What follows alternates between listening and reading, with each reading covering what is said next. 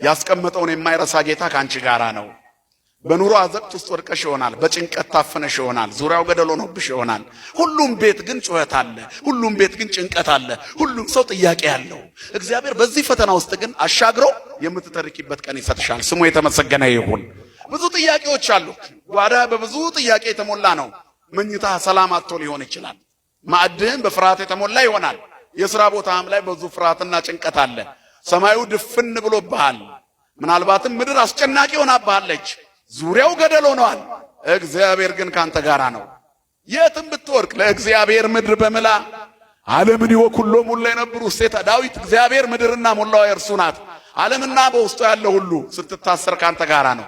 ዮናስ በአሳ አንበሪ ሆድ ውስጥ ተኝቶ ማን ከሱ ጋራ ነበረ? እግዚአብሔር። የትም ኑር እግዚአብሔር ካንተ ጋር ይሆናል። በእስር ቤት ያለው ጠጅ አሳላፊና እንጀራም ያቀርበው መሶብ ተሸክሞ ያቀርበው ሰው ህልም አዩ። እስር ቤት ውስጥ ታስረው ሚፈታልን አጣን አሉት። ህልም የሚፈታ ከእግዚአብሔር የተሰጠው ነው። ንገሩኝ አላቸው። እኔ ዕብራዊ ነኝ፣ እስራኤላዊ፣ የያዕቆብ ልጅ፣ ከወንድሞቼ ተገፍቼ የመጣው እናት አባቴ የሌለኝ ባይተዋር፣ እናቴ ታናሽ ወንድሜን ስትወልድ የሞተች በእንጀራ እናት ያደግኩ፣ አባቴ እጅግ ይወደኝ የነበረ የኔን ነገር ሰምቶ በሕይወት ይኖር ይሆን? እንደሚወደኝ አውቃለሁ። ስለዚህ አባቴ ምናልባት በፍቅር ብዛት ያለቅሳል፣ አይኖቹም ይጠፋሉ፣ ይሞታል። አባቴ ሚናፍቀኝ ምስኪን ነኝ፣ ማንም የለኝም፣ ምንም ሳላጠፋ ታስሬያለሁ አለ። ለእስር የዳረገው የጲጥፋራ ሚስት አብሬ ካልወደቅኩ ብላው ነው። እምቢ ስላለ ኃጢአትን እምቢ ስላላችሁ ትገፋላችሁ። የሚናከሰውን ዓለም ስላልተባበረች ኦርቶዶክስ ትገፋለች። ቅርጽ ያላት ሃይማኖት ናት። እዚህ ማንም መጥቶ ማውራት አይችልም። እዚህ ዝም ብሎ መቅደስ ውስጥ መግባት አይችልም። ስርዓቱ የሰማይ ስርዓት ነው በምድር ያለው። ስለዚህ ለመግባት ራስን ማዘጋጀት ያስፈልጋል። በዚህ ምክንያት ከውጭ ያሉ ብዙ ሰዎች ውስጥ ስለማይገቡ ይሰድቧታል።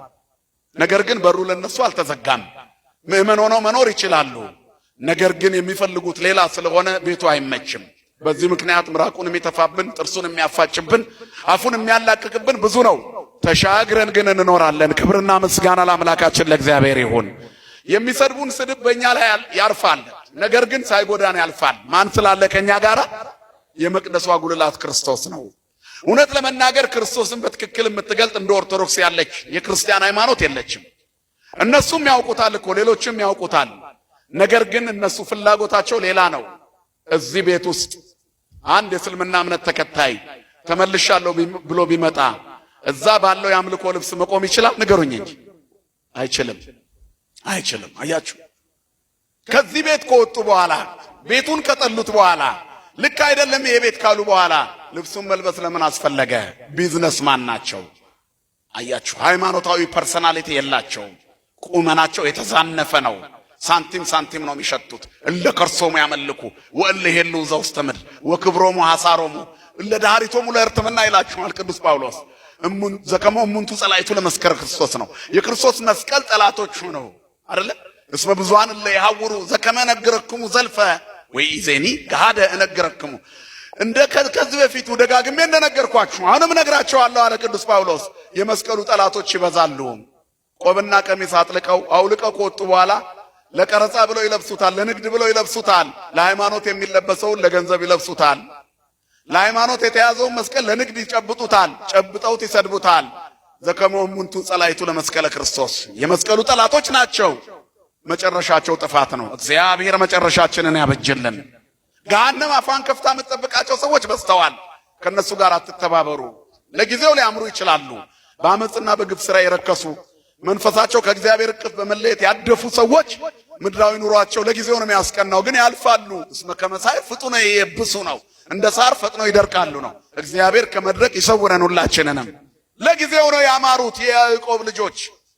ለአባታቸው ነክረው ላኩለት። ወደ መቃብር እያለቀስኩ ሄዳለሁ፣ ልጄን አውሬ በልቶብኛል አለ። ግን የበሉት እነሱ ናቸው። አያችሁ፣ ዛሬም ክርስቶስን የምንበላው እኛ ነን፣ ኃጢአተኞቹ የሰቀልነውም እኛ ነን። በመብላታችን መድኃኒት ይሆነናል። ስሙ የተመሰገነ ይሁን። ሩሩህ አባት መድኃኔ ዓለም ክርስቶስ ከዚህ ሁሉ ከሆነ በኋላ እስር ቤት ውስጥ ሆኖ ቁጭ ብሎ ነበረ። ታማኝ ስለሆነ ቀድማ ባሏ ፊት አልቅሳ ወደ እስር ቤት አስወረወረችው። የፈርዖን ጃንደረባ ቤት አገልጋዮቹ ህልም አዩ። ሚፈታልን አጣን አሉ። ምን አያችሁ? አይ እኔ እንጀራ በዛው ወይንም እንጀራ የሚያቀርበው ሰው መሶብ ይዤ ነበረ በንጉሱ ፊት ድሮ እንደምሰራው መሶቡን ይዤ ቆምኩ። መጀመሪያ የጠጅ አሳላፊው ተናገረ። እኔ ጠጅ አሳላፊ ነበርኩኝ። በንጉሱ ጽዋ ልክ እንደ ድሮ ተመልሼ ቆሜ ስቀዳ በህልም ያየሁ አለ። አንተ እድለኛ ነህ፣ ትሄዳለህ፣ በንጉሱ ጽዋ ላይ እንደገና ትቀዳለህ፣ ይቅርታ ተደርጎልህ ትገባለህ። በአሕዛብ መሪነት እስር ቤት የገባ ሰው ተመልሶ ክብሩን ማግኘት አይገኝም። ከብዙ አንድ ነው የሚገኘው። ባለ ታሪክ ነው ይሄ ሰው። አንዴ ከወጣ በኋላ ስሙን የሚያጠፋና የሱን ቦታ የሚፈልግ ኮንኖ የሚሰቅለው የሚገድለው ይበዛል።